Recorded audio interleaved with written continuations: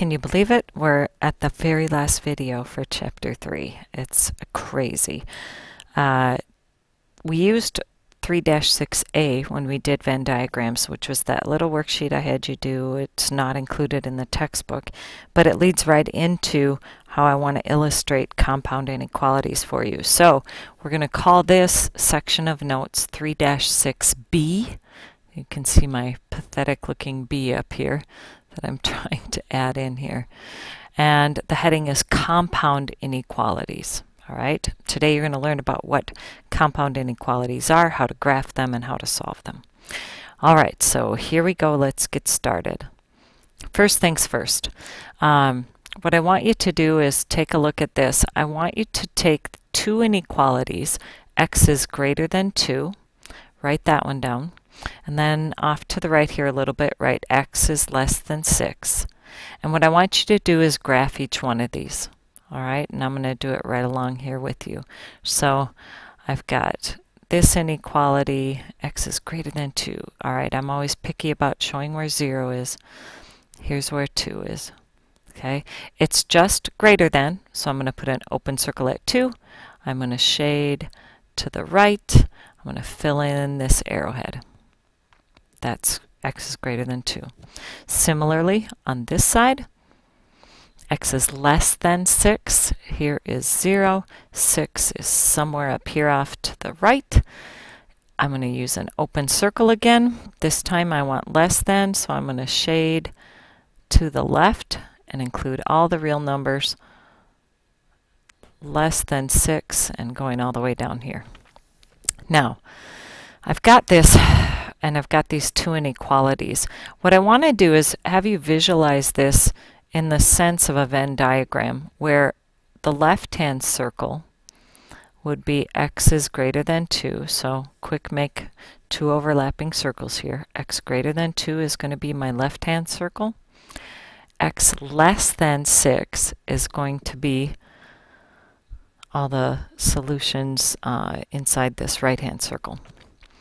In my overlapped region, there are actually values that fit in this category, numbers that are bigger than 2 and at the same time are less than 6. So let's think about numbers that would fit in here, such as 5, such as 4, and 3. 2, no. 2 does not satisfy that. While 2 in fact is less than 6, yep, it's not greater than 2. So what I can do is I can put plain old 2 out here. Okay, it's not part of this overlapped region, numbers that are bigger than 2, but it certainly can go here. You can get fancy schmancy if you want here. Put pi, put 4.1, okay, those kinds of things.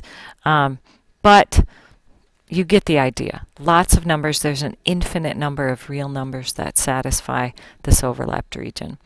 But there are also numbers or solutions that are unique to this particular inequality, X is greater than 2, but they don't fall into this less than 6 thing. So in fact, 6 can go here because 6 isn't less than 6. But it is greater than 2.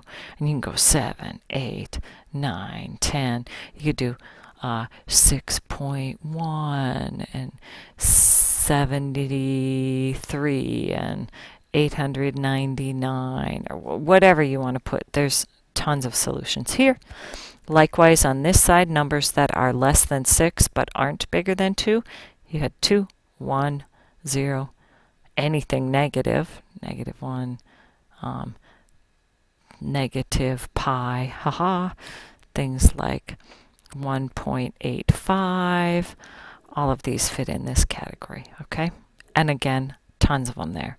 Well, this gets kind of cumbersome to list it, but you get the idea that there are solutions in what we refer to as this overlapped region.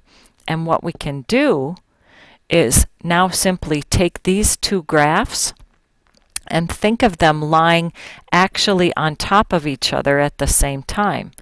Okay, I want to talk about what does it look like when I have an overlapped region. Okay, and what I want to do is combine these two together. Here's 2. Further upstream here is 6. And what I'm thinking is that I want everything where x is greater than 2. So I'm starting to graph this, and I start to move to the right, going greater than. But at the same time, I have this other situation where x is less than 6. So I have an open circle at 6, but then I was heading less than. And basically, here's this section of the graph that's the overlapped region, just like what I was illustrating right here in this football-shaped area of the Venn diagram. This can be shown on a number line in a graph this way. All these numbers that are bigger than 2 and at the same time less than 6. We can combine this into one statement this way. And so this is what we call the compound inequality. Technically, when I wrote it up here with the word and, that satisfies. But what we can do is simply put the x in the middle and say, hey, all of my solutions are in fact greater than 2. So in a sense, I'm taking this inequality and rewriting it backwards. Okay, x greater than 2, I could write this way, 2 less than x. And so what I've done is I've taken that and written it here, and then overlapped x is less than 6 right here, and just basically let the x be in the middle, because this is this region, this area of real numbers between 2 and 6 that satisfy this particular inequality. Okay, we read this as 2 is less than x, which is less than 6. Now, here's the deal. When you write a compound inequality like this, your inequality signs have to be facing the same way. I can't have this one be less than and make this one be greater than. Either they're less than, or you write them greater than, but you can't mix up the two. All right, let's look at another example. Let's look at x is less than 4. Okay, I'm going to quick graph this one. Here's 0, here's positive 4. I have an open circle, and I'm going less than. So I'm shading this one to the left. Fill in my arrowhead. My other inequality says x is greater than 7. When I graph this one, here's 0. 2, 3, 4. Here's 7. I put an open circle, and I'm going to shade to the right. Okay? Open circle at 7. Now, if I think of these on a Venn diagram, numbers that are less than 4, this is numbers that are greater than 7. Well, if I start brainstorming numbers less than 4, like 3 and 2 and 1, none of these would be able to go in the overlapped region where they're greater than 7, because these numbers aren't greater than 7. 0, -1, -2, and so on. On this side, okay, numbers that are larger than 7 be like 8, 9, 10, 100, 3,628, all kinds of things. None of these, however, would ever fit in the overlapped region because none of these numbers are less than 4. In fact, there aren't going to be any numbers which are smaller than 4 and at the same time bigger than 7. This overlapped region is going to stay empty. So this situation as a compound inequality, okay, and if I think of taking these two graphs and combining them together, are going to look like this. I can't use the word and because there are no numbers that at the same time are smaller than 4 and bigger than 7. So we have to instead use this conjunction, or this word or. Okay? We have to use the word or. Now, what does this look like when we graph it on a single number line? Well, here's 0. 1, 2, 3. Here's 4. Open circle, less than. I'm going to shade this to the left. Fill in my arrow. 5, 6. Here's 7. This has an open circle and a shade to the right. Fill in the arrow. Aha! These two, again, you can see it illustrated here. There's no overlap region. There was no overlapped region here in my Venn diagram. That's why this graph looks as though it has two tails, one going this way, one going this way, nothing in a shared or overlapped region. Sometimes I refer to this as the two trains going in opposite directions, and there's this gap in the middle. Okay? So this is another situation of a compound inequality. There is no overlap. This time we have to use the word or when we combine them. And for this one, there is no shortcut way of simply kind of combining this into one statement. If you recall, when we used the word and, we were able to put the x in the middle and then have two different inequalities combined into one, like here. 2 is less than x, which is less than 6, because it said and because there was the overlap. This one does not have an overlapped region. That's why we have to leave the word or blatantly right smack dab there in the middle. And when I see that, I see, aha, this is telling me I'm going to have one graph going to the left into infinity, one graph going to the right in infinity, and there's nothing overlapped in the middle. This is what a compound inequality is, so jot this definition down. You have two inequalities, you're combining them together, and depending on the situation with the inequality symbols, you will use the words either and there you will typically get an overlapped region, or you will have to use the word or and use that one. Okay, now we'll get familiar with some of these here. Alrighty. Here's a word problem example to take a look at this.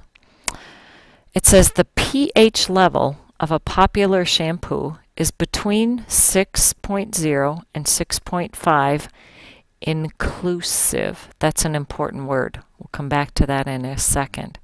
Write a compound inequality to show the pH levels of this shampoo and graph the solutions. So let's think about this.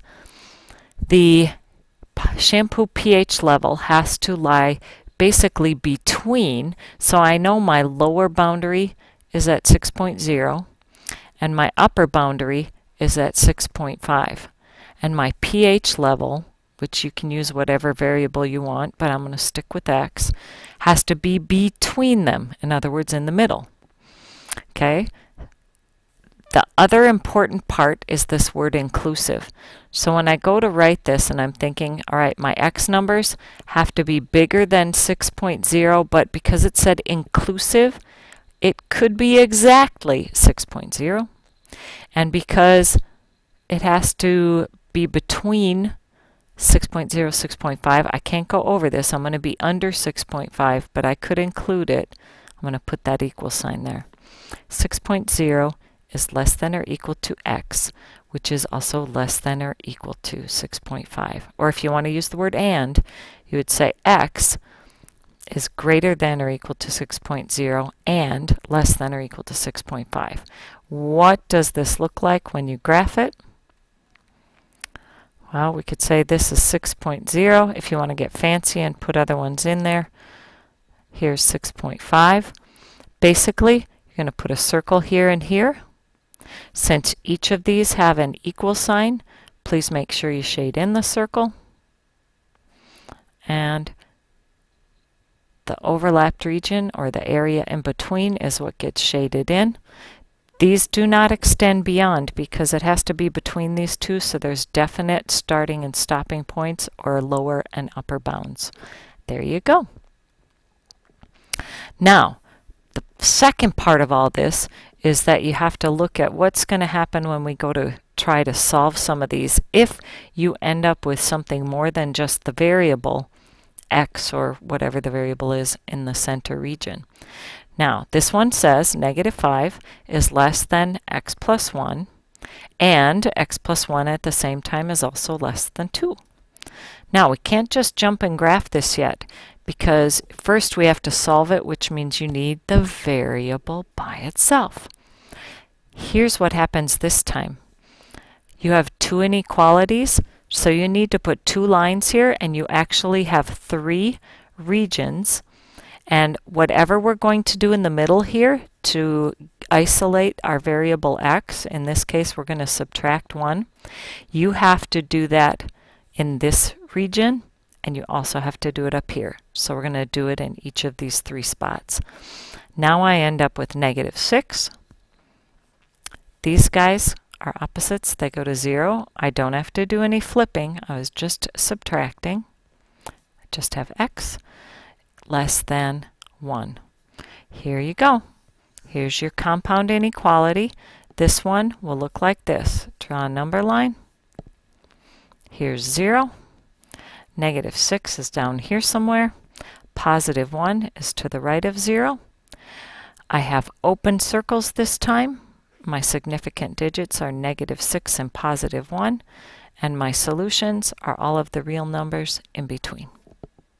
Cool. Here's another one. Ooh, a little more steps here.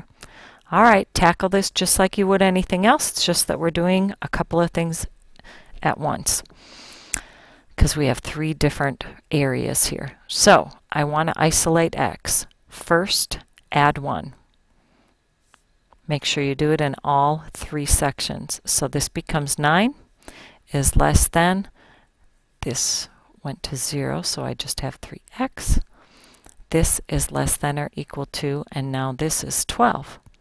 Oh, how nice this is. You're getting whole numbers.